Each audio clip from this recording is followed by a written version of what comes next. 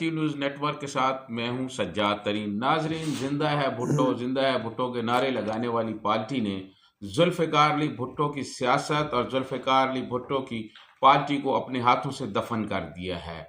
और अब आवाम जो है इस ताबूत को अपने हाथों से दफन करने जा रहे हैं। आसफ अली जरदारी की जो पॉलिसियाँ रही हैं, उन पॉलिसियों से पंजाब के लोगों ने पीपल्स पार्टी से दूरी अख्तियार कर ली है और मुसलसल 2008 के इक़्तिदार के खात्मे के बाद आसफ अली जरदारी, बिलावल भुट्टो जरदारी ने पंजाब की आवाम से अपना ताल्लुक छोड़ दिया और पंजाब में पीपल्स पार्टी की जो लीडरशिप है या जिनको अभी तक ओहदों पर रखा गया है, वो बिल्कुल उनकी कारकर्दगी ज़ीरो है। यही वजह है कि ज़मीनी इंतखाबात में पीपल्स पार्टी को इबरतनाक शिकस्त हुई है और पीपल्स पार्टी को शर्मनाक हद तक जो हैं वो वोट मिले हैं। अक्सर उनके जो उम्मीदवार थे उनकी ज़मानतें जब्त हो गई हैं। अभी भी ये नारा लगा रहे हैं कि भुट्टो जिंदा है। भुट्टो किस तरह जिंदा है? जुल्फ़िकार अली भुट्टो ने जब हुकूमत बनाई तो वो पंजाब से जीते। जुल्फ़िकार अली भुट्टो पंजाब से अक्सरियत में जीते थे। मोहतरमा बेनज़ीर भुट्टो ने जब भी हुकूमत बनाई वो पंजाब से जीती। 88 में बहुत बड़ी अक्सरियत से जीती थी पंजाब से। लेकिन बदकिस्मती से आज बिलावल भुट्टो जरदारी जो हैं वो मालूम नहीं कौन सी सियासत कर रहे हैं। बिलावल भुट्टो जरदारी के साथ जो टीम है उनको पंजाब की सियासत का, पंजाब के मिजाज का पता ही नहीं और जो लोग पंजाब की सियासत जानते हैं उनको बिलावल भुट्टो जरदारी से दूर किया जा रहा है।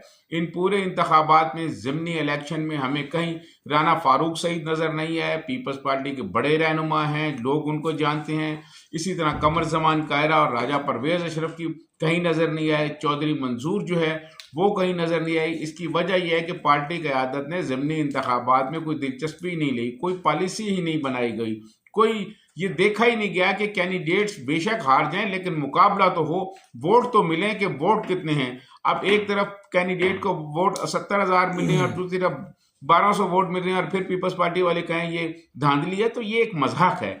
मैं समझता हूँ जुल्फ़िकार अली भुट्टो की जो सियासत थी वो सियासत अब ख़त्म हो चुकी है और बिलावल भुट्टो जरदारी की जो सियासत है वो इस अंदाज में नहीं चल सकती जिस तरह अंदाज में वो चला रहे हैं। और वो जो वज़ीर आज़म बनने के ख्वाब देख रहे हैं, अगर पंजाब में वो अपनी कारकर्दगी बेहतर नहीं करेंगे तो बिलावल भुट्टो जरदारी का वज़ीर आज़म बनने के इम्कानात बिल्कुल नहीं रहेंगे। क्योंकि पंजाब एक बड़ा इंतखाबी मैदान है। पंजाब वो मैदान है जहाँ से ज़्यादा सीटें जीती जा सकती हैं।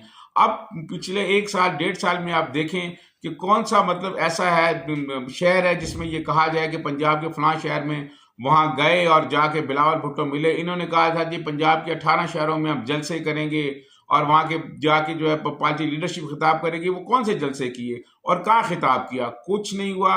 और दूसरी बात, जो जुल्फ़िकार अली भुट्टो की वजह शोहरत बनी थी वो सोशलिज्म बना था। जुल्फ़िकार अली भुट्टो सोशलिज्म का मंशूर लेके आगे बढ़े थे और उनके हाथ में एक मंशूर था जिस पर उन्होंने अमल दरामद किया। उसके नताइज क्या निकले इस पर फिर किसी वक्त मैं बात करूंगा।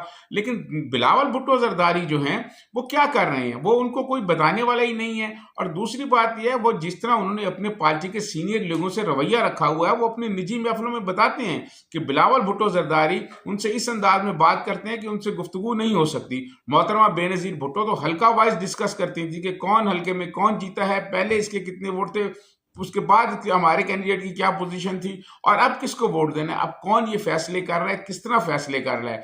मैं समझता हूँ कि बिलावल भुट्टो जरदारी को अपनी सियासत पर नजरसानी करनी चाहिए, वरना ये जिंदा है भुट्टो जो है ये दफन होता जा रहा है। और फिर अवाम अगर पीपल्स पार्टी से जिस तरह पंजाब में बेजार हो गए हैं, अगर सिंध में बेजार हुए तो फिर सिंध के ये वडेरे, ये जागीरदार जो उन्होंने साथ रखे हुए हैं, जो ये समझ रहे हैं कि बस ठीक है हमारा तो काम चल रहा है, पंजाब में पीपल्स पार्टी आए या ना आए, वो फिर बिलावल भुट्टो जरदारी की कुछ सियासत जो होगी वो उनके मुस्तकबिल के लिए कोई इतनी रोशन नजर नहीं आ रही। मैं समझता हूँ कि पीपल्स पार्टी की क़यादत को फौरी तौर पर चाहिए कि अपनी एक सेंट्रल एग्जीक्यूटिव बुलाए और इसमें ये बात पर बहस की जाए कि पीपल्स पार्टी को ज़मीनी इलेक्शन में इतनी इबरतनाक शिकस्त क्यों हुई है और इसकी वजूहात क्या है और आइंदा के लिए क्या हिकमत अमली बनाई जाए, क्या मंशूर बनाया जाए कि पंजाब की अवाम को अपनी तरफ मुतवज्जो किया जाए, पंजाब के नौजवानों को अपनी तरफ मुतवज्जो किया जाए। अगर पीपल्स पार्टी ने इस पे अमल दरामद न किया तो आने वाले आम इंतखाबात में भी इससे ज्यादा सूरत हाल खराब नहीं होगी। ऐसी सूरत हाल पीपल्स पार्टी को मिलेगी कि पंजाब में चंद सीटें होंगी जैसे कि गुज़िश्ता इंतखाबात में थी और जैसे अब हुआ है ज़मीनी इंतखाबात में। इसी के साथ सज्जाद तरीन को इजाज़त दीजिए। अल्लाह हाफिज़।